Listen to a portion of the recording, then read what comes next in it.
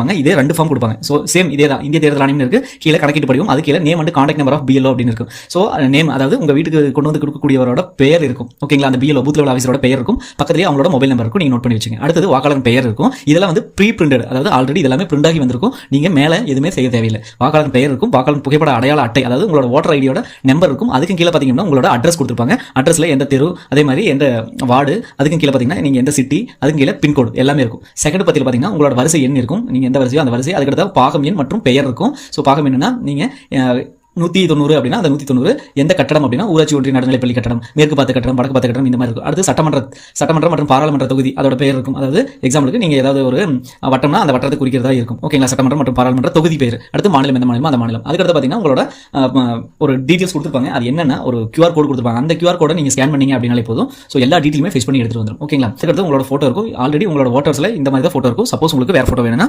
பக்கத்தில் தற்போதைய புகைப்படத்தை ஒட்டும் அப்படின்னு அந்த இடத்துல புகைப்படத்தை நீங்க ஒட்டி கொடுக்கணும். ஓகேங்களா, ஸோ அதுக்கு கீழே பார்த்தீங்க அப்படின்னா நம்ம ஃபில் பண்ற மாதிரி இருக்கும். உங்களோட பிறந்த தேதி ஆஸ் பர் ரெக்கார்ட்ஸ்ல என்ன இருக்கோ அந்த மாதிரி தான் நீங்க கொடுக்கணும். அதாவது உங்களோட 10th மார்க் ஷீட்லயோ ஸோ அந்த மாதிரி இருந்ததுன்னா நீங்க அதை கொடுக்கணும். ஓகேங்களா, அதுக்கடுத்து ஆதாரின் விருப்பம் இருந்தால் நீங்க கொடுக்கலாம், விருப்பத்தின் தேர்வு அப்படிங்கிறாங்க. அடுத்து உங்களோட கைபேசி எண், அதுக்கு அடுத்தது தந்தை அல்லது பாதுகாவலர், தந்தையோட பெயர் நீங்க எழுதிக்கணும். அதுக்கு கீழே தந்தையோட ஓட்டர் நம்பர் எழுதிக்கணும். அடுத்து தாயார் பெயர் எழுதிக்கணும். சப்போஸ் தாயாரோட ஓட்டர் ஐடி இருந்தால் அந்த நம்பர் எழுதிக்கலாம். அதுக்கடுத்து உங்களுக்கு மேரேஜ் ஆயிருச்சுன்னா துணைவரோட பெயர் எழுதிக்கணும், கணவன் அல்லது மனைவியோட பெயர் எழுதிக்கணும். அதுக்கு கீழே அவங்களுக்கு ஓட்டர் ஐடி இருந்தால் அந்த ஓட்டர் ஐடி நம்பர் எழுதிக்கணும். இதுதான் ஃபில் பண்ற மாதிரி. அதுக்கு கீழே பார்த்தீங்கன்னா முந்தைய சிறப்பு தீவிர திருத்தத்துக்கு உள்ள வாக்காளர் பட்டியலில் உள்ள வாக்காளர் விவரங்கள். இது வந்து பார்த்தீங்கன்னா ஆஸ் பர் 2002 வந்து இதே SIR தமிழ்நாட்டில் பின்பற்றினாங்க, ஸ்பெஷல் இன்டென்சிவ் ரிவிஷன் அப்படின்னு சொல்லிட்டு.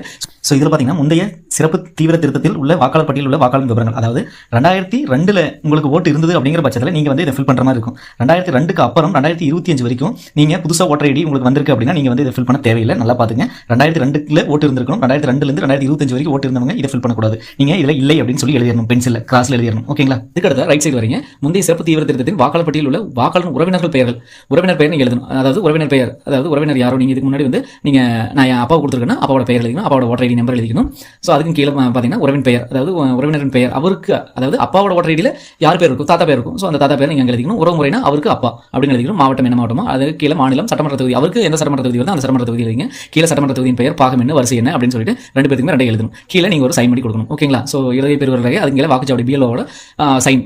ஓகேங்களா, ஸோ அவங்க இதே மாதிரி 2 காப்பி கொடுப்பாங்க. ஒரு காப்பி உங்களுக்கு ரிட்டன் கொடுத்துட்டு போயிருவாங்க, இன்னொரு காப்பி அவங்க எடுத்துட்டு போயிருவாங்க. அதை வந்து ER ஓட்டு கொடுப்பாங்க, அதாவது எலக்ட்ரல் ரெஜிஸ்டர் ஆஃபீஸர் கொடுப்பாங்க. ஸோ அதுக்கு பார்த்தீங்கன்னா இந்த மாதிரி உங்களுக்கு பேக் சைடில் டேர்ம்ஸ் அண்ட் கண்டிஷன் வரும், அதாவது கணக்கீட்டு படிவத்தினை நிரப்புவதற்கான தகவல் அப்படின்னு சொல்லிட்டு. ஸோ இதில் நிறைய டீட்டெயில்ஸ் இருக்கும். அதாவது இந்த டேட்டுக்குள்ள இந்தியாவில் பிறந்தவங்களா இருக்கணும், ஸோ இதுக்கு அப்புறம் பார்த்தீங்க அப்படின்னா இந்த உரிய ஆவணத்தை சமர்ப்பிக்கணும் அப்படிங்கிற எல்லா டீட்டெயில்ஸுமே இதுலேயே இருக்கும். நீங்கள் இதை அப்படியே ஸ்க்ரீன்ஷாட் எடுத்து கூட பார்த்துங்க. ஸோ ஃபுல்லாகவே பார்த்தீங்கன்னா இது எக்ஸ்பிளைன் பண்ணுற மாதிரி இருக்கும். நம்ம முன்னாடி எல்லாமே பண்ணியாச்சு, பட் இருந்தாலும் ஸோ இதெல்லாம் பார்த்தீங்க அப்படின்னா சொன்னோம் அப்படின்னா வீடியோ வந்து ரொம்ப